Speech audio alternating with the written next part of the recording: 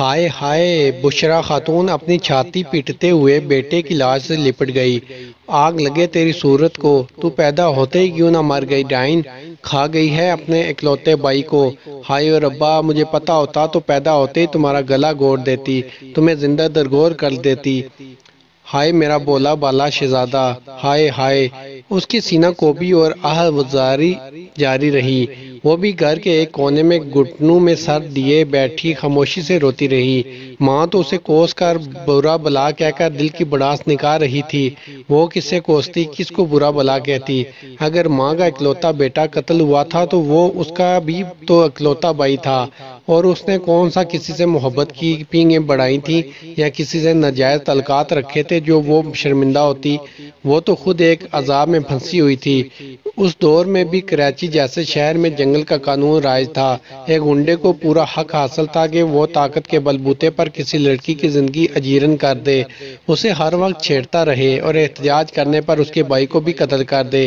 دلاور شیخ نے یہی تو کیا ہوا تھا ان کے ساتھ۔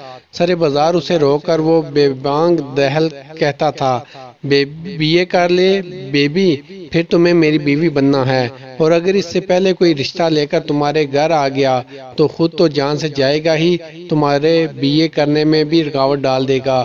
وہ اس کا کچھ بھی تو نہیں بگاڑ سکتی تھی، بس خوف سے لرزتی کانپتی ماں کی گود میں پناہ لینے گھر کو دوڑ پڑتی۔ 12ویں کلاس کی لڑکی کی عمر ہی کتنی ہوتی ہے؟ پھر باپ کا سہارا سایہ سر پر نہ ہونے کی وجہ سے وہ خود کو اور بھی غیر محفوظ محسوس کرتی ہے۔ دلاور شیخ کا نام ہی خوف کی علامت تھا۔ دکاندار باقاعدگی سے اسے بتا دیا کرتے، چون چڑھا کرنے والے کی بوری میں بند لاش سڑک کے کنارے پڑی ملتی، کسی گندے نالے میں ڈوبی ملتی، یا شاید سمندر پر اپنی تقدیر پر نوحہ گواہ ہوتی نظر آتی۔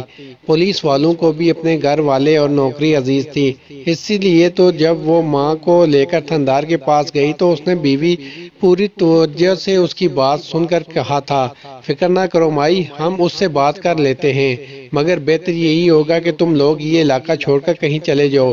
وہ ایک طاقتور شخص ہے اور اس کی پشت پر ایک بااثر شخص موجود ہے جس کا وہ کافی لاڈلا ہے۔ قانون کا محافظ انہیں ایسا مشورہ دے کے گویا باور کرا رہا تھا کہ وہ اس معاملے میں بے بس تھا، ورنہ پولیس والے مجرموں سے بات چیت نہیں کیا کرتے، وہ ان کی سرکوبی کرتے ہیں۔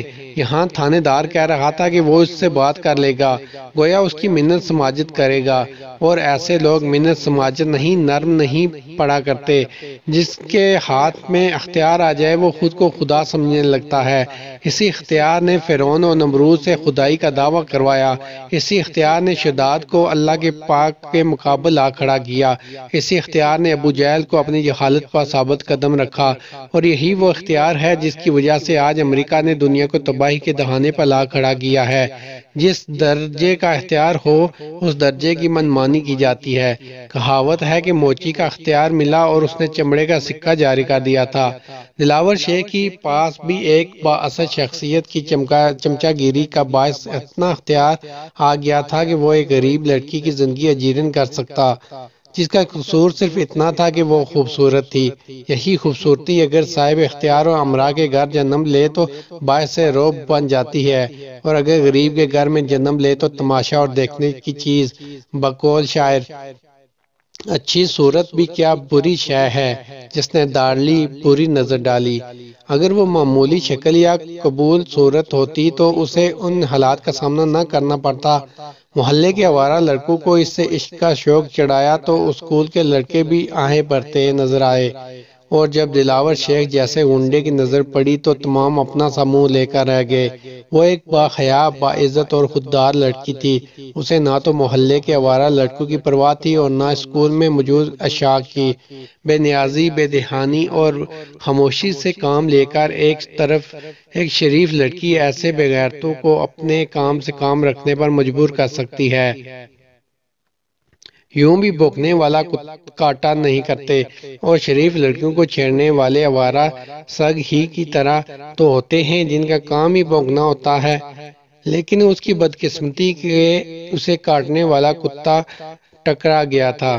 دلاور شیخ اس محلے بلکہ وہ آس پاس کے 2-3 محلوں کا بے تاج بادشاہ تھا۔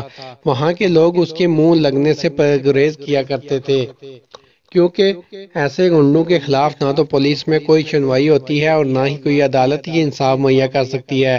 کرائے کے وکیل، کرائے کے گواہ اور خریدے ہوئے جج بلا غریبوں کی کیا مدد کریں گے؟ اس کی ماں بھی بہت یہ بات اچھی طرح جانتی تھی۔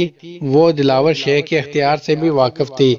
رہی صحیح کسر تھانے دار کی باتوں نے پوری کر دی، اس لیے اس نے خط الوصی یہ بات اپنے جوان بیٹے سے چھپائے رکھی۔ مگر کب تک؟ ایک دن جب وہ روتی لرزتی کانپتی گھر میں داخل ہوئی تو بڑا بھائی مزدوری نہ ملنے کے باعث پہلے سے گھر میں موجود نظر آیا۔ وہ گھروں میں رنگ و روغن کا کام کرتا تھا۔ چھوٹی اور لاڈلی بہن کی حالت دیکھتے ہی تڑپ اٹھا۔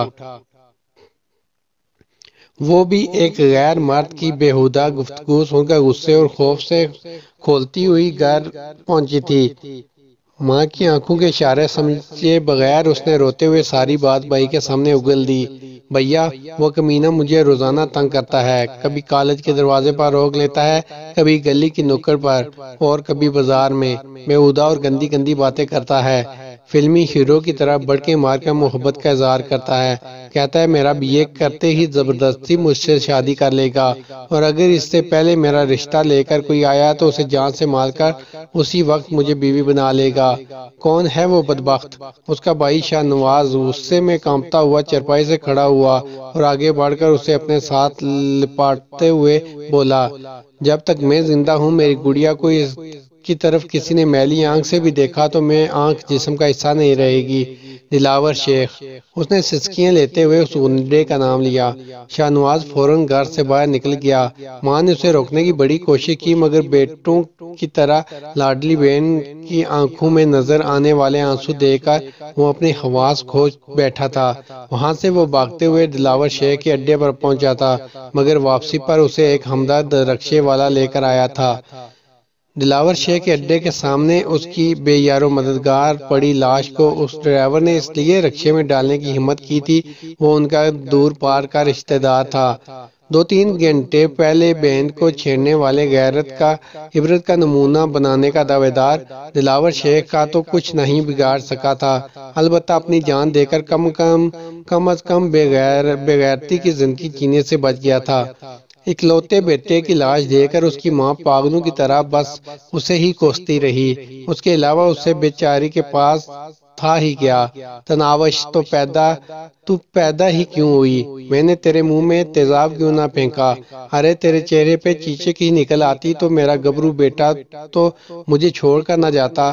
اس کی ماں کا مجذوبانہ وویلا جاری رہا۔ محلے کی 2-3 بوڑھی عورتیں اسے سنبھالنے کی کوشش کرنے لگیں، مگر جوان بیٹے کی موت کوئی معمولی صدمہ نہیں تھا کہ وہ کسی کی بات سمجھنے کے قابل ہوتی۔ روتی، سینہ کوبی کرتی، وہ کسی بات نہیں سن رہی تھی۔ تناوش کے اندر نفرت کا ایسا الاؤ روشن تھا جو ہر چیز کو بھسم کر دینے پر تلا تھا۔ باپ جیسے بھائی کی موت اسے بھی ہضم نہیں ہو رہی تھی۔ گھٹنوں میں سر دیے بس اپنے پروردگار سے شکوہ کنا رہی۔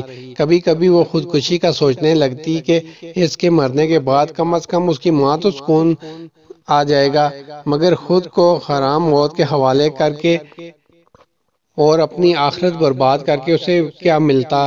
دلاور شیخ تو اسی طرح دھندلاتا پھرتا، اس کے بعد کسی اور غریب لڑکی کی عزت کے در پہ ہو جاتا، جبکہ وہ اسے عبرتناک موت مارنا چاہتی تھی۔ کوئی ایسا طریقہ ہوتا کہ وہ اسے اپنے سامنے ایڑیاں رگڑتے دیکھ سکتی، مگر یہ ناممکن تھا۔ نہ تو قانون کے پاس اتنی طاقت تھی کہ دلاور شیخ پر ہاتھ ڈال سکتی تھی، اور نہ کوئی ایسا تھا جو دلاور شیخ کو ہلاک کر تو کیا صرف انہیں ہی دلاور کے شر سے بچا سکتا۔ جنازہ اٹھا اور ماں بیٹیاں تڑپ تڑپ کا غش کھا کر گر پڑی۔ محلے کی عورتوں نے بڑی مشکل سے انہیں سنبھالا۔ ہوش میں آ کر بشرا خاتون کا وویلا پھر شروع ہو گیا، اور تناوش نے گھٹنوں میں سر دے کر دوبارہ اللہ پاک سے شکایت کرنے لگی۔ اس کے علاوہ ان کے بس میں بھی تو کچھ نہیں تھا۔ رات کے 11 ہوتے ہی محلے والیاں ایسا رخصت ہونے لگی۔ ایک ہمدرد ان کے لیے کھانا لے آیا۔ مگر ماں بیٹی نے کھانے کی طرف آنکھ اٹھا کر بھی نہیں دیکھا۔ مجبوراً کھانا وہیں رکھ کے وہ بھی تسلی کے چند بول ضائع کر کے رخصت ہو گئے تھے۔ رات گئے، ماں کی ممتا نے جوش مارا اور بشریٰ خاتون نے گھٹنوں میں سر دیے بیٹھی تناوش کو اپنی آغوش میں سمیٹ لیا۔ اسے بے تحاشا چومتے ہوئے وہ روتی گئی، میری گڑیا، میری لاڈلی شہزادی، میرا چندہ، بس کرو نہ رو، تمہاری ماں زندہ ہے اب تک۔ ماں کی شفقت پا کر وہ بلک بلک کر رو رہی تھی۔ بشریٰ خاتون اسے مناتی رہی، دلاسے دیتی رہی، وہ ماں کی لاڈلی ہی تو تھی اور بھائی کی موت میں اس کا کوئی قصور بھی تو نہیں تھا۔ نہ تو اس نے اپنی صورت خود بنائی تھی، نہ کسی کے ساتھ کوئی ایسا تعلق رکھا تھا کہ اسے مورد الزام ٹھہرایا جاتا۔ ماں بیٹی ایک دوسرے سے لپٹے روتی رہیں اور مالک ارض و سما سب کچھ تحمل سے دیکھتا رہا، کیونکہ عزت و جلال کی مالک نے دنیا کو دارالعمل بنایا ہے، دارالجزا نہیں بنایا۔ اگر دنیا کو بدلے کی جگہ بنا دیتا تو اب تک دلاور شیخ کی بوٹیاں چیل کموں نے کھا لی ہوتی۔ اس کے پاس کسی چیز کی دیر تھی، وہ تو بس کن کہتا ہے اور سب کچھ ہو جاتا ہے۔ اس کے ساتھ یہ بھی حقیقت ہے کہ اس ذات بابرکت نے ہر کام کا ایک وقت مقرر کیا ہے اور اس سے پہلے وہ کام نہیں ہو سکتا۔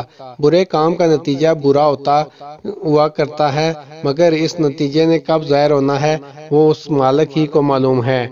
اگلے دن تعزیت کرنے کے لیے آنے والی عورتوں کا تانتا باندھا رہا۔ پڑوسیوں کی بیٹھک میں مردوں کے بیٹھنے کی جگہ بھی بنائی گئی تھی، کیونکہ وہاں بیٹھنے کے لیے گھر کا کوئی مرد موجود نہیں تھا، اس لیے جاننے والے خود بشریٰ خاتون کے پاس آ کر تعزیتی کلمات کہتے رہے۔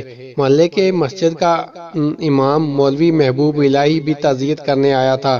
تناوش کے سر پر ہاتھ رکھ کر اس نے تسلی بڑے کلمات کہے، اللہ پاک کی رضا میں راضی ہونے کے فوائد پر روشنی ڈالی اور آخر میں بشریٰ خاتون کو مخاطب کر کے مشورہ دینے لگا، بشریٰ بہن، یہ موقع ایسی بات کرنے کا تو نہیں ہے، لیکن بہتر ہوگا اگر کسی میڈیا کے نمائندے سے مل کر اپنے مسئلہ آگاہ کرو تو شاید اس بدبخت سے تناوش بیٹی کی جان چھوٹ جائے۔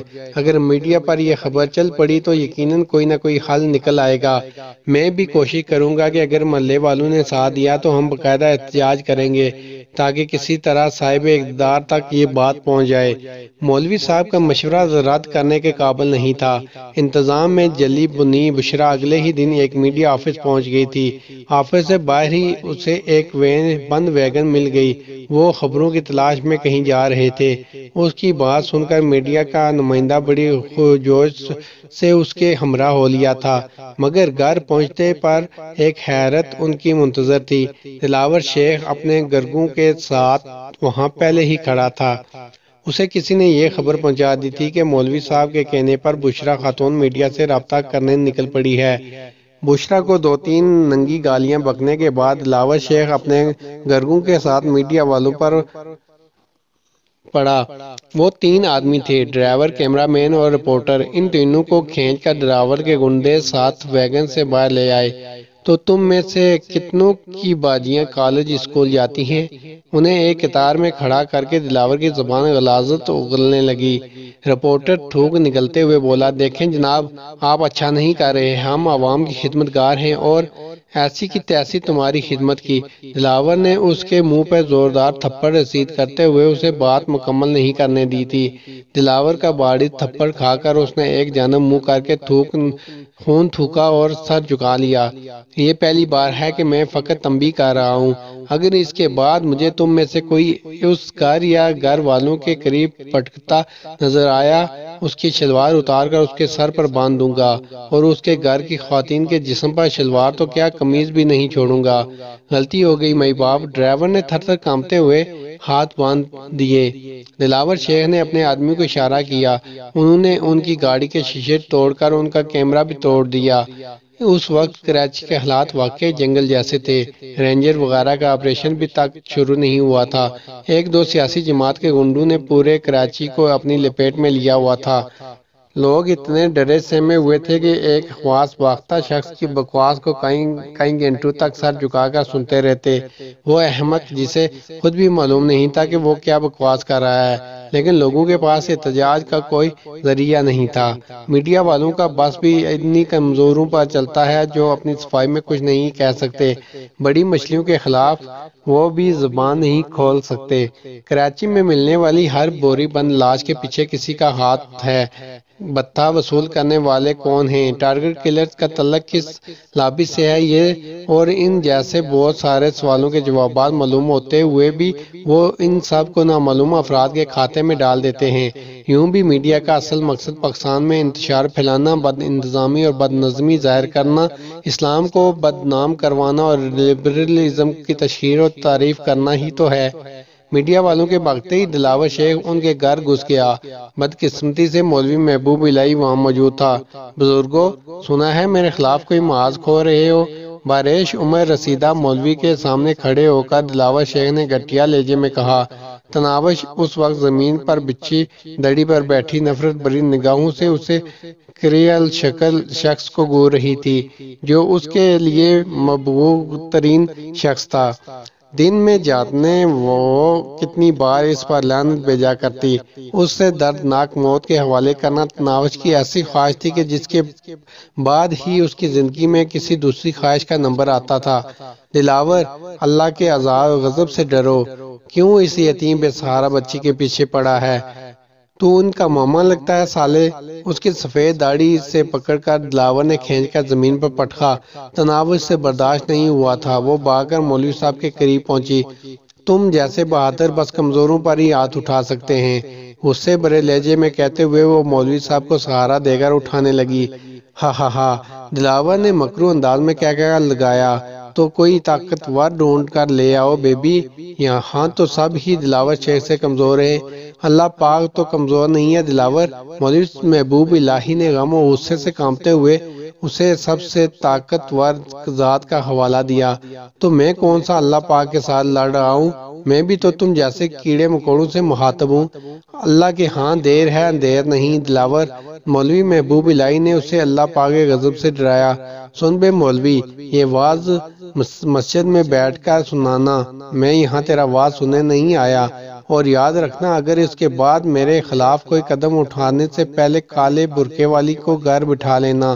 شاید نیم کلاس میں ہے، شکل کا تو پتہ نہیں مگر چال دے کر لگتا ہے وہ بھی میرے ہونے والی بیگم کی طرح ہی ہوگی۔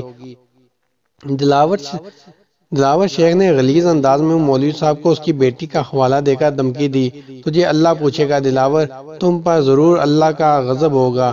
آنسو بہاتے ہوئے محبوب الہی وہاں سے سر جھکا کر چل پڑا۔ اپنی معصوم بیٹی کا نام ایک غلیظ گنڈے کے ہونٹوں سے سن کر اس کی ہمت جواب دے گئی تھی۔ گاؤں والوں نے پہلے ہی دلاور شیخ کے خلاف کوئی کارروائی کرنے سے انکار کر دیا تھا۔ بڑے بڑے محلے میں سینکڑوں کی تعداد میں جوان مرد موجود تھے اور ان پر دلاور شیخ چند گنڈوں کی مدد سے حکومت کر رہا تھا، کیونکہ وہ اکٹھے نہیں تھے۔ سب کے اپنے اپنے غم اور اپنی اپنی ترجیحات تھیں۔ مسلمانوں کی مثال ایک جسم کی سی ہے کہ ایک مسلمان کا دکھ درد سب کا دکھ درد ہوتا ہے، مگر یہاں ایسی کوئی بات نہیں تھی۔ ہر ایک اپنی پڑی تھی۔ بشریٰ خاتون کے گھر پر آنے والی مصیبت کو اسی نے جھیلنا تھا۔ اگر اس ایک کی مصیبت کے خلاف تمام محلہ یکا ہو کر دلاور شیخ کے سامنے آ جاتا تو وہ ان کا کچھ بھی نہیں بگاڑ سکتا تھا، لیکن بشریٰ کے لیے دوسرا کوئی بھی اپنا پرسکون زندگی میں زہر نہیں گھولنا چاہتا تھا۔ ایک غریب مولوی نے ان کو اکٹھا کرنے کی جرات کی اور سب لوگوں کے سامنے تماشا بنا دیا۔ مولوی صاحب کی بیٹی کو پڑھنے والی دھمکی محلے بھر کے والدین کی جوان بیٹیوں کو دھمکی تھی۔ جو شخص مولوی صاحب محبوب الہی جیسے سفید ریش اور باعزت شخص کے ساتھ اتنے گھٹیا انداز سے پیش آ سکتا تھا، اس کا سلوک عام لوگوں کے ساتھ کیسا ہوتا؟ ابے مولوی، آخری بات سنتا جا۔ میں جانتا ہوں کہ تم کیوں ماں بیٹی کی مدد کرنے پر ادھار کھائے ہوئے ہو۔ بشریٰ خاتون ابھی تک خوبصورت ہے اور تمہاری کافی عرصے سے بیچاری بیوہ پر نظر ہے۔ تم بھی کچھ خدا کا خوف کھاؤ، تمہیں ایسی حرکتیں زیب نہیں دیتی۔ اگر زیادہ جوانی چڑھی ہے تو اس سے شادی کر لو، جیسے میں اس کی بیٹی سے کرنے والا ہوں۔ دلاور شیخ اپنے غلیظ ہونٹوں سے غلاظت ہی اگل سکتا تھا۔ مولوی محبوب الہی کے پاس اس کی گندی باتوں کا کوئی جواب نہیں تھا۔ وہ غم و غصے اور دلاور کے توہین آمیز سلوک سے لرزتا کانپتا اس کے گھر سے نکل گیا۔ یہ باقی لوگ یہاں کھڑے کیا تماشا دیکھ رہے ہیں؟ دفع ہو جائیں یہاں سے۔ وہ وہاں موجود باقی لوگوں پر برس پڑا۔ تمام کان دبائے ہوئے اس کے گھر سے نکل گئے۔ سن لے بڑھیا، تیرے عاشق کو تو اس کی اوقات یاد دلا دی ہے، آئندہ تم بھی ذرا ہوش میں رہنا، یہ نہ ہو مجھے شادی سے پہلے ہی تمہاری بیٹی سے سہاگ رات منانا پڑے۔ اس کی بات سن کر اس کے آدمیوں نے گھٹیا انداز میں کہکا لگایا۔ بشریٰ خاتون وہ ذلت امیز باتیں سن کر مزدل ہی دل میں اللہ پاک کو پکار کر رہ گئی۔ اس کی نم آلود آنکھیں آسمان کی طرف اٹھ گئی تھیں۔ اس کے لیے بائی کا غم اتنا چھوٹا نہیں تھا کہ جلدی سے زائل ہوتا، مگر زندگی کسی کے غم اور دکھ کی وجہ سے رکا نہیں کرتی۔ یہ تو بہتے دریا کی صورت ہر دم رواں دواں ہے۔ نہ تو خوشی کے انبار اس کی راہ میں رکاوٹ ڈال سکتے ہیں اور نہ غم کے پہاڑ اس کا راستہ روک سکتے ہیں۔ زندگی اسی ڈگر پر چلتی رہی۔ اس نے دوبارہ کالج جانا شروع کر دیا۔ کالج ان کے گھر سے 1.5 کلومیٹر دور تھا اور وہ یہ سارا راستہ پیدل ہی طے کیا کرتی تھی۔ نہ تو اس کے پاس رکشے کا کرایہ ہوتا نہ بس کا۔ پہلے تو بائی کی وجہ سے ان کی گزر بسر ہو جایا کرتی تھی، اب تو وہ بھی نہیں رہا۔ اس کا باپ ایک سرکاری محکمے سے ریٹائر ہوا تھا اور اس کی محدود پینشن سے گھر کا گزارا نہیں چل سکتا تھا۔ بیٹے کی ناگہانی وفات کے بعد بشریٰ خاتون نے محلے کے متمول افراد کے ساتھ کام کرنا شروع کر دیا۔ 2-3 گھروں کے برتن بانڈے دھو کر وہ گھر کے جھاڑو پونچھ کر کے اسے اتنا کچھ مل جاتا کہ وہ زندگی کی گاڑی کو آگے ڈھکیل سکی۔ تناوش کی تعلیم جاری رکھنے میں کوئی فائدہ نظر نہیں آ رہا تھا۔ وہ بھی ماں کا ہاتھ بٹانا چاہتی تھی، لیکن ماں بیٹی کو دلاور شیخ کی دھمکی کھائی جا رہی تھی، اس لیے واضح طور پر کہا تھا کہ اگر اس نے تعلیم کا سلسلہ منقطع کر دیا تو وہ اسے اٹھا کر لے جائے گا، ورنہ وہ اپنی بیوی کو BA پاس دیکھنے کا متمنی تھا اور BA کرنے تک وہ اس مصیبت سے جان چھڑائے رکھنا چاہتی تھی۔ اس کے ساتھ یہ بھی حقیقت تھی کہ اس کی ماں بھی اس حق میں نہیں تھی کہ وہ لوگوں کے گھروں میں جھاڑو پونچھا کرے۔ یوں بھی اس کی شکل و صورت ایسی تھی کہ گھر میں موجود مردوں کی نیت خراب ہوتے دیر نہ لگتی۔ کبھی کبھی وہ سوچتی کہ گھر سے کہیں بھاگ جائے، مگر اس کے ساتھ ہی یہ حقیقت اس کی آنکھیں کھول دیتی کہ آخر کہ وہ جائے گی کہاں۔ اور پھر ایک دن دلاور شیخ سے جان چھڑا کر شاید اسے کتنے دلاوروں کو بھگتنا پڑے۔ اس کی ماں نے بھی یہی سوچا تھا، لیکن تھوڑے مختلف انداز سے۔ اس نے گھر بیچ کر اپنی بیٹی کے ساتھ بھاگ جانے کا سوچا۔ جن گھروں میں وہ کام کرتی تھی ان میں سے ایک ہمدرد شخص حاجی منظور کو اعتماد میں لے کر اس نے یہ درخواست کر دی کہ ان کے گھر کے لیے کوئی گاہک ڈھونڈ لائے۔ حاجی منظور بھی دلاور شیخ سے خوفزدہ تھا، لیکن یہ کام کوئی اتنا خطرے والا نہیں تھا کہ وہ صاف انکار کر دیتا۔ ٹھیک ہے بشریٰ بہن، میں کوشش کروں گا۔ اس نے اس بات میں سر ہلاتے ہوئے حامی بھر لی۔ 3 دنوں بعد اس نے بشریٰ کو بتایا کہ اس نے ایک پراپرٹی ڈیلر سے بات کر لی تھی اور وہ کسی بھی وقت ان کے گھر کا چکر لگا سکتا۔ بشریٰ نے حاجی منظور کا شکریہ ادا کرتے کہا، حاجی صاحب اگر ہو سکے تو پراپرٹی ڈیلر کو یہ بتا دیں کہ وہ سپہر کے وقت تشریف لائے کہ اسی وقت میں گھر میں موجود ہوتی ہوں۔ ٹھیک ہے بہن۔ حاجی منظور اسی وقت موبائل فون نکال کر پراپرٹی ڈیلر کو یہ بات بتانے لگا۔ پراپرٹی ڈیلر اسی دن اس کے گھر آ گیا۔ گھر کو اچھی طرح دیکھ کر اس نے جو قیمت لگائی وہ ان کی امیدوں سے کہیں کم تھی۔ میں اس گھر کے 10 لاکھ روپے سے زیادہ نہیں دے سکتا۔ نامعلوم اسے ان کی مجبوری کے بارے معلوم ہو گیا تھا یا یوں ہی ماں بیٹی کو بیوقوف جان کر وہ کوڑیوں کے مول ان کا گھر ہتھیانا چاہتا تھا۔ بشریٰ خاتون لجاجت سے بولی، بھائی جان، ہم غریب ماں بیٹی کا یہی ایک ٹھکانہ ہے اور اسے بیچ کر ہم اپنے سر چھپانے کے لیے کوئی اور جگہ دیکھیں گے۔ خدارا اتنی قیمت نہ لگائیں کہ ہم ایک کمرے کا کوارٹر بھی نہ خرید سکیں۔ وہ کاروباری لہجے میں بولا، بہن جی 6 مرلے کے مکان کی کیا قیمت لگاؤں؟ بھائی یہ قیمت تو اس زمین کی بھی نہیں ہے، جبکہ اس پر 2 پختہ کمرے، برآمدہ، باورچی خانہ وغیرہ بھی بنا ہوا ہے۔ دیکھیں بہن جی، آخری اور حتمی بات کروں گا، اگر پسند نہ آئے تو کسی اور کو بلوا لینا، 12 لاکھ روپے دوں گا۔ بھائی جان، ہم غریبوں کا کوئی نہیں، اگر آپ نے اونے پونے میں یہ گھر خرید بھی لیا تو ایک دن اللہ پاک کو جان دینی ہے۔ بشریٰ خاتون کی آنکھوں میں آنسو آ گئے۔ محبوب شوہر کا بائی گھر بیچتے ہوئے اس کا کلیجہ خلق کو آ رہا تھا، اور پھر خریدار اس کے دام ایسے لگا رہا تھا جیسے کوئی جھونپڑی ہی تو ہو۔ بہن جی، یہ میرا کاروبار ہے، چند ٹکے میں نے بھی کمانا ہوتے ہیں، اگر آپ کو پسند نہیں ہے تو آپ نہ بیچیں۔ یوں مجھے آخرت کی دھمکیاں تو نہ دیں، میں آپ سے چھین تھوڑی رہا ہوں۔ میں نے ایسا تو نہیں کہا بھائی جان۔ بشریٰ خنیف سی ہو گئی تھی، اس نے حاتم تائی کے قبر پر لات مارتے ہوئے کہا، اچھا ٹھیک ہے بہن جی، 15 لاکھ دے دوں گا۔ بھائی جان، ہم ماں بیٹی کو کوئی اندازہ نہیں، میں کل حاجی صاحب سے معلوم کر کے آپ کو بتا دوں گی۔ بشریٰ خاتون اتنی بچی تو نہیں تھی کہ فوراً ہاں کر دیتی۔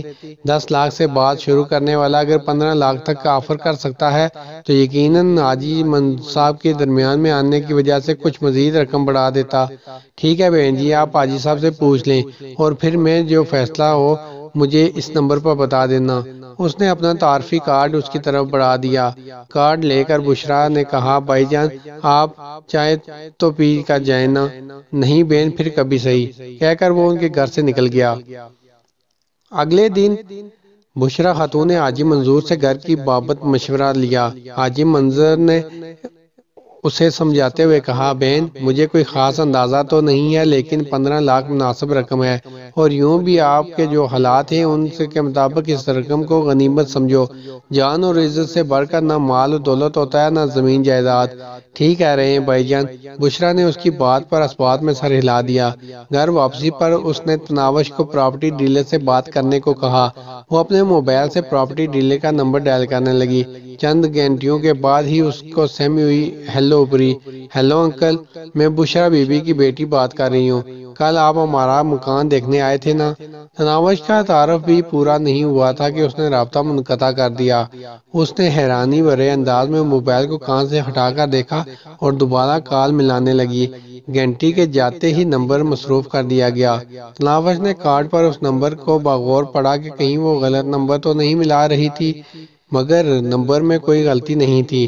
وہ دوبارہ نمبر ڈائل کرنے لگی۔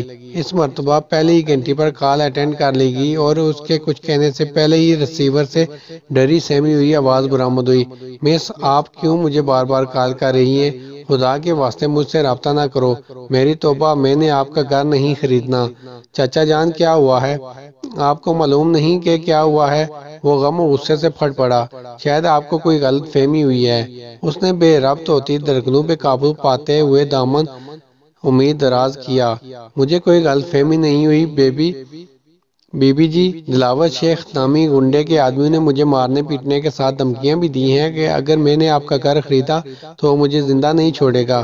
میں معذرت خواہ ہوں محترمہ، اور امید ہے آپ مجھے کال نہیں کریں گی۔ یہ کہتے ہوئے اس نے رابطہ منقطع کر دیا۔ کیا ہوا بیٹی؟ بات چیت ختم ہوتے ہی اس کی ماں نے اشتیاق بھرے لہجے میں پوچھا، امی جان، اس خبیث تک ہمارے گھر بیچنے کی بات پہنچ گئی ہے۔ اس لعنتی کے گرگوں نے پراپرٹی ڈیلر بیچارے کو تشدد کا نشانہ بنایا اور ہمارا گھر خریدنے سے منع کر دیا۔ پتہ نہیں اس موذی سے کب جان چھوٹے گی۔ یا اللہ پاک، اس بدبخت کے شر سے ہمیں پناہ دے۔ بشریٰ دونوں ہاتھ اٹھا کر گڑ گڑانے لگی۔ ان کی نظریں ساری دنیاوی سہاروں سے ہٹ کر آخری اور یقینی سہارے کی طرف متوجہ ہو گئی تھیں۔ اگلے دن اس نے پھر حاجی منظور سے بات کی تھی۔ حاجی منظور کانوں کو ہاتھ لگاتے ہوئے دکھی لہجے میں بولا، میری بہن، میں بے بس اور مجبور ہوں۔ اس گنڈے کو یہ معلوم ہو گیا کہ آپ کے لیے پراپرٹی ڈیلر سے میں نے بات کی تھی۔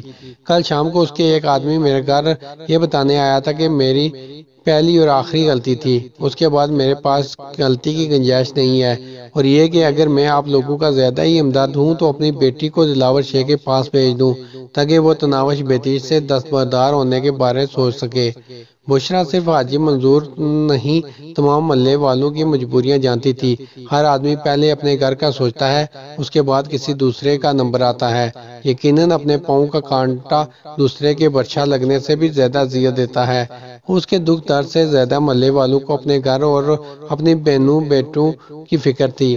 وہ یہ نہیں سوچتے تھے کہ اگر آج بشریٰ خاتون کی بیٹی پر ایک موذی آنکھیں گاڑے بیٹھا تھا تو اگلا نمبر ان کی بہن بیٹی کا بھی آ سکتا ہے۔ جس درندے کو انسانی خون کا چسکا لگ جائے وہ بھرے پڑے گاؤں پر شب خون مارنے سے نہیں چوکتا۔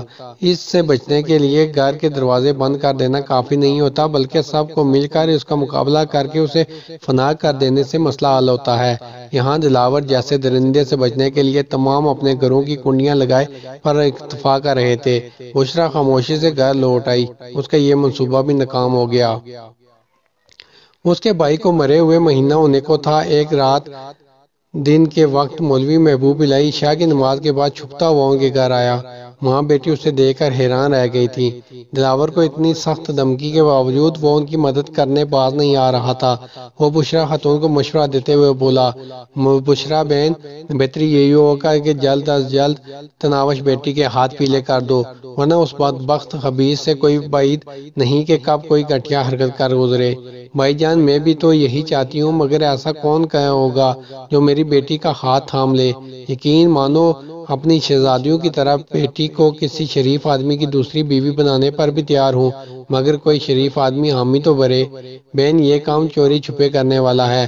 اگر راتوں رات ہم تناوش بیٹی کا نکاح کسی سے پڑوا کر اسے رخصت کر دیں تو اس بدبخت کو کیا معلوم ہوگا؟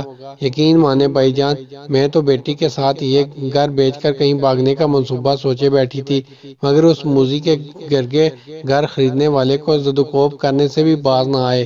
وہ ہمارے گھر کی نگرانی کروا رہا ہے۔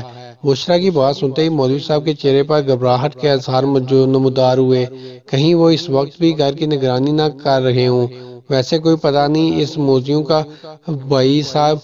دلاور شیخ کو کوستے ہوئے بشریٰ کی آواز برا گئی تھی، ہمارے تو نصیب ہی کھوٹے تھے جو اس بدبخت نے معمولی میری معصوم بیٹی پر اپنی گندی نظر رکھ لی۔ اللہ پاک بہتر کرے گا میری بہن، آزمائش اسی ذات کی طرف سے نازل ہوتی ہے لیکن یاد رکھنا وہ کسی آزمائش میں اپنے بندے کو اکیلا نہیں چھوڑتا۔ ہر فرعون کے لیے اس نے موسیٰ بنایا ہے۔ دلاور بھی زیادہ دن اپنی من مانی نہیں کر سکے گا۔ اگر میری بیٹی کی بربادی کے بعد یہ موذی اپنے انجام کو پہنچا بھی تو مجھے کیا اصل پریشانی نہیں ہوتے؟ میری بہن، اللہ پاک ضرور کوئی سبب پیدا کرے گا۔ ہمارا سبب تو آپ ہی ہیں بھائی جان، آپ کے علاوہ تو کوئی ہمیں اکیلے میں بھی تسلی نہیں دیتا۔ بشریٰ کے لہجے میں شکرگزاری کا گہرا احساس پوشیدہ تھا۔ میں تو ایک ناکارہ سا بندہ ہوں بہن، کاش میں تناوش بیٹی کے اس بدبخت سے چھٹکارا دلا سکتا۔ اس مرتبہ بشریٰ اس کی بات کا کوئی جواب نہیں دے سکی۔ مولوی صاحب چند لمحے مزید وہاں بیٹھا اور پھر تناوش کے سر پر شفقت بڑا ہاتھ پھیر کر رخصت ہو گیا۔ اگلے دن ایک روح فرسا خبر ان کی منتظر تھی۔ رات کو مولوی صاحب کو کچھ آدمیوں نے بہت بے دردی سے پیٹا تھا۔ ان کا لہو لہان جسم مسجد کی سیڑھیوں کے سامنے پڑا تھا۔ اس پر سب سے پہلے بوڑھے بابا کرم دین کی نظر پڑی تھی، جو تہجد کی نماز کے لیے باقاعدگی سے مسجد جایا کرتے تھے۔ پہلی نظر میں انہوں نے سمجھا کہ کوئی لاش پڑی ہے۔ ٹارچ کی روشنی میں مولوی صاحب کے معزز چہرے کو پہچاننے میں انہیں کوئی دقت نہیں ہوئی تھی۔ جائزہ لینے پر انہیں مولوی صاحب کی نبض چلتی نظر آئی۔ بوڑھے کرم دین میں اتنی ہمت نہیں تھی کہ مولوی صاحب کو اکیلا اٹھا سکے۔ انہوں نے فوراً قریبی گھر کے دروازے پر دستک دی۔ مسجد کی پڑوس میں رہنے والے جہانگیر کے مولوی صاحب سے بہت اچھے تعلقات تھے۔ اس نے فوراً کار نکالی اور وہ دونوں مل کر نزدیکی اسپتال لے گئے۔ بڑی مشکل سے ایمرجنسی میں بیٹھا ڈاکٹر مولوی صاحب کو دیکھنے پر آمادہ ہوا تھا۔ مولوی صاحب کی نبض بہت دھیرے دھیرے جا رہی تھی۔ جس وقت بشریٰ خاتون تک یہ بات پہنچی اس وقت مولوی صاحب خطرے کی حدود سے تو نکل گئے، لیکن انہیں ابھی تک ہسپتال سے ڈسچارج نہیں کیا گیا تھا۔ مجرموں کو اچھی طرح پہچاننے کے باوجود مولوی صاحب نے رپورٹ درج کرانے کی کوشش نہیں کی تھی، کیونکہ وہ پولیس کی کارروائی سے اچھی طرح واقف تھے۔ تمام محلے والوں کو بھی معلوم تھا کہ مولوی صاحب کو اس حال تک پہنچانے والی شخصیت کون سی ہے۔ مولوی صاحب کے انجام نے انہیں مزید محتاط بنا دیا تھا۔ اس سے پہلے اگر کسی کے دل میں تناوش اور اس کی ماں کے لیے ہمدردی کا جذبہ رینگ بھی رہا تھا تو مولوی صاحب کی حالت دیکھ کر وہ جذبہ اپنی موت آپ مر گیا تھا۔ بشریٰ تناوش کے ساتھ لے کر مولوی صاحب کو ملنے اسپتال گئی تھی۔ انہیں دیکھ کر مولوی صاحب کی آنکھوں میں نمی اتر آئی تھی۔ میں معذرت خواہ ہوں بہن، میں آپ کے معیار پر پورا نہ اتر سکا۔ میں تناوش بیٹی کے لیے کچھ بھی نہ کر سکا۔ اللہ پاک آپ کو دنیا اور آخرت کی کامیابیاں عطا کرے مولوی صاحب۔ آپ کی اس حالت کے ذمہ دار بھی ہم ماں بیٹی ہیں، ہمیں معاف کر دینا۔ بشریٰ خاتون گلوگیر ہونے لگی تھی۔ پریشان نہ ہو میری بہن، میں اللہ پاک کی ذات سے مایوس نہیں ہوں۔ اللہ پاک کوئی بہتر سبب نکالے گا، اس کے پاس دیر ضرور ہے اندھیر نہیں۔ بشریٰ نے حسرت بھرے لہجے میں کہا، کہیں یہ دیر حشر کے میدان تک طول نہ کھینچ جائے، اور مولوی صاحب اس کی بات کا جواب دیے بغیر ٹھنڈا سانس بھر کر رہ گیا تھا، کیونکہ اللہ پاک کے کاموں میں چھپی تاخیر کی حکمت جاننا کسی انسان کے بس سے باہر ہے۔